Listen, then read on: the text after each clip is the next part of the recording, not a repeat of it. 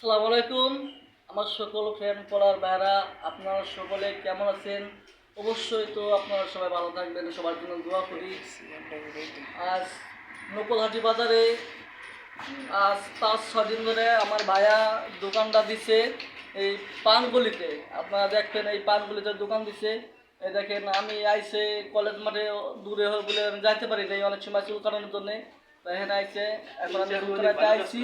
তা আমি শুনছি, অনেকের মুখে শুনছি ভালো চুল কাটে, এই জন্য আমিও আইসে গেছি এই জায়গা।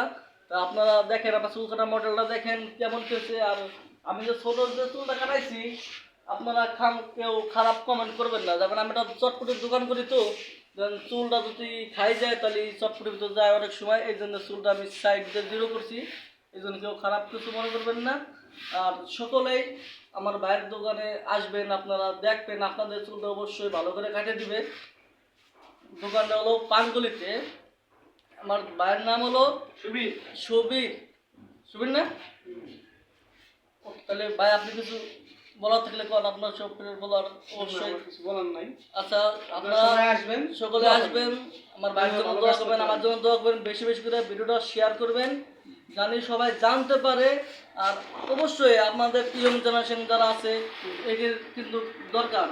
তো চুল কাটানো অনেক সময় এক জায়গায় সিরিয়াল থাকে, যে জায়গা ভালো লাগলে সে জায়গায় আসবেন।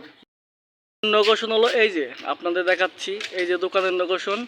আসবেন, এই যে পান বাজারে চলে আসবেন, পান বাজারে যখনই চলে আসবেন, এই যে হলো দোকান, এই যে দেখেন কোন সুজা। আর ওই যে আমার চটপটির দোকান দেখা যাচ্ছে, বুঝছেন? আপনারা সকালে চলে আসবেন, যার চুল কাটানোর দরকার হবে ভালো করে ইনশাল্লাহ চলে আসবেন। এই যে আবার আমার ভাইয়ের দোকানে আপনাদের দেখাচ্ছি, চলে এসেছি। এই যে আমার ভাইয়ের দোকান, লোকেশন সব কিছু আপনাদের দিয়ে দিলাম। একটু বেশি বেশি করে শেয়ার করবেন, অবশ্যই ভালো করে চুল কাটা দেবে। সবাই আসবেন, ধন্যবাদ।